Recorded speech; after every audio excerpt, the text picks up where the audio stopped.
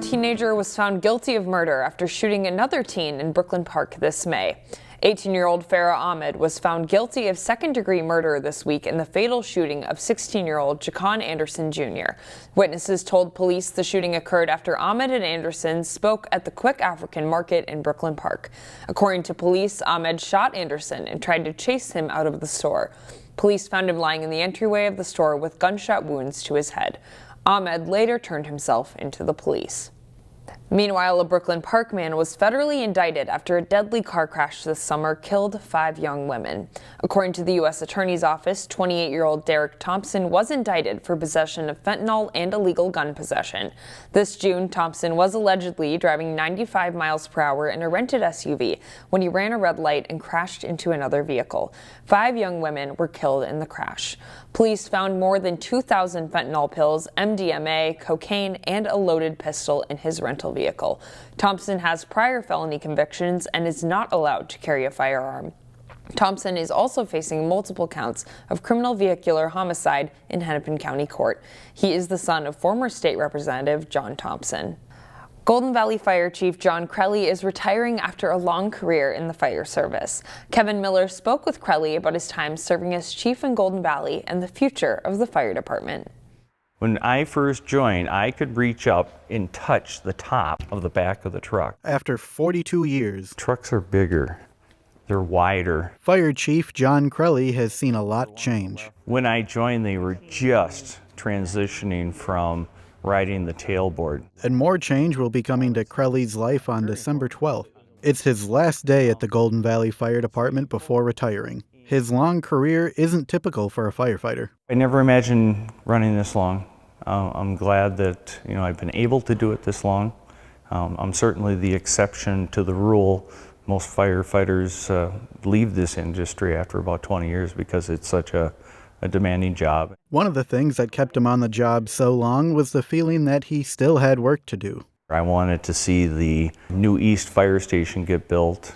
I wanted to see the complete transition of the fire department to a scheduled part-time department. With his career winding down, Crelly feels he's accomplished many of his goals. We are poised. We have state bonding monies to build the East Station. As far as here in the downtown, the local sales tax was passed by the voters. I feel good about where we've gotten to. And while Crelly said he'll miss being fire chief, he'll miss the people more. I'd always start with the people that I work with. I'm going to miss that the most. We do see some nasty things, but we do meet some really cool people and do some incredible things that just help our community. Coworkers say his care for others is an inspiration. I've never met somebody as a chief who cares so deeply about each and every single person that he encounters. And despite 42 years of work, his passion for the fire service and his fellow firefighters hasn't wavered. Am I proud? Yeah. I'm proud of what we've done. I'm proud of who I work with. I'm proud of the job that we get done. We really put it all out there. In Golden Valley, Kevin Miller, CCX News. The pandemic put many early learners behind in many subjects, including reading. Recent Minnesota state legislation is hoping to bring all kids up to grade level and higher. Osseo educators say it's already working. Rip! Rip! Rip! At Rush Creek Elementary, Linda Schwartz's kindergartners are learning to read. Sound. Their lesson probably looks different from how yours did. Say eh. And that's on purpose. We're listening for sounds, we're playing with sounds, we're putting sounds together to make words, and then we're moving to writing words. Straight line down. It's called structural literacy, Bump. a piece of the Minnesota READ Act, Curve to the right. signed into law last May. With necessary tools, it empowers them to expertly teach foundational reading skills, instilling confidence in students as they see tangible progress in their reading abilities. Minnesota Education Commissioner Willie Jett says it's already working. He held a press conference at Rush Creek Elementary to talk about structural literacy. And here in Osseo, we are witnessing gains even against pre-pandemic levels. Are you ready? Get your mirror. Most Minnesota teachers aren't required to be trained until 2027. Now say ah. Classrooms in the Osseo School District are some of the first to put that training to work. I think my reading instruction has changed to thinking about how Listening and sounds is where reading begins. Leaders say proficiency rates are increasing. At one Osseo school, fourth grade proficiency rates went from 17% in 2019 to 30% in 2023. Say In class, Schwartz says it's more scientific than past practices. Excellent. And it's different, but she says it's paying off. It's a slow process of adding, and building. But it's been exciting to see the change. The kids are excited, they're learning, I'm learning, and we're moving forward, and that's very exciting to me. The Brooklyn Park Lions Club is stepping up its game for this year's Breakfast with Santa. We have candy canes that are basically set up for a walkway with some snowman, some reindeer. I wanted to make it more realistic as far as when you come here to see Santa at our waffle breakfast, you're gonna see reindeer, you're gonna see candy canes, you're gonna see trees, you're gonna see Christmas gifts. You're gonna see a lot of different things that kind of tie into the whole having breakfast with Santa. The Brooklyn Park Lions have an exciting morning planned for families this Saturday at the Brooklyn Park Community Center. Besides Breakfast with Santa, the women of today will help kids shop for Christmas with their Crafty Elves program. The Lions will be there too with Kids Sight. You can learn more on the Brooklyn Park Lions Club Facebook page.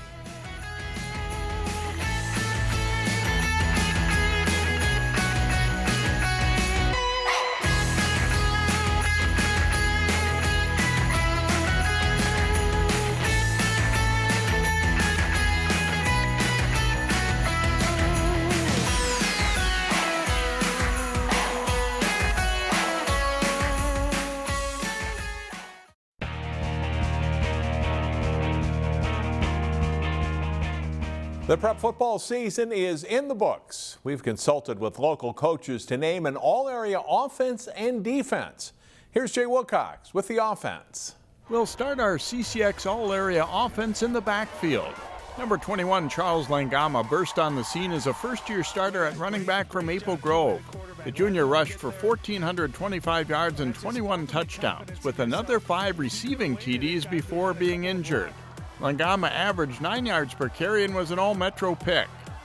Number 1, Kevon Johnson, was a game breaker as a junior for Armstrong. He rushed for 1,562 yards and 16 touchdowns, helping the Falcons to their second consecutive trip to state. Johnson was Falcons Offensive Player of the Year. Number 4, Justin Kuharski of Totino Grace helped his team reach the state playoffs in Class 4A. Senior Kuharski ran for 1,016 yards and 15 touchdowns, averaging just under 8 yards per carry. Rounding out the running backs, number 1, Arthur Russell of Champlain Park. The senior rushed for 697 yards and had 7 total touchdowns.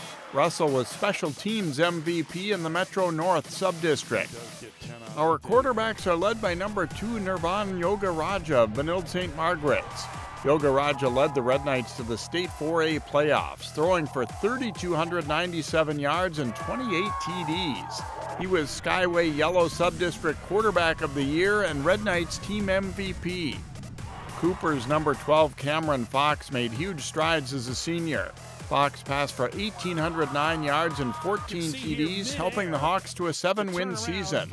He was Hawks Offensive MVP and North Star East Gold Offensive MVP. Our wide receivers include number 13, junior Khalif Brown of Benilde St. Margaret's.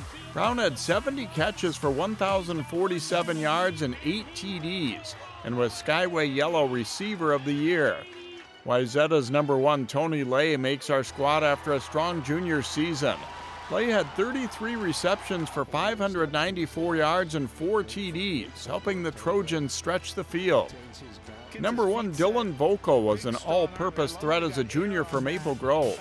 Vocal had 27 catches for 470 yards and also rushed for 397 yards while excelling on defense, too.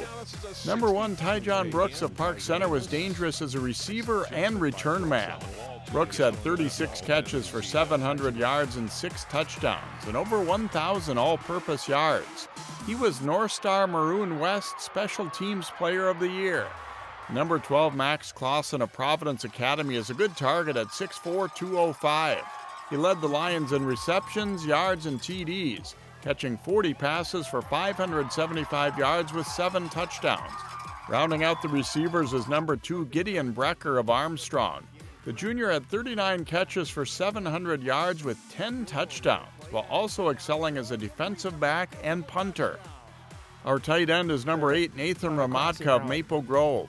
The 6'6 junior is a great blocker on the edge and had 3 touchdown catches this season for the Crimson and is getting a lot of recruiting attention.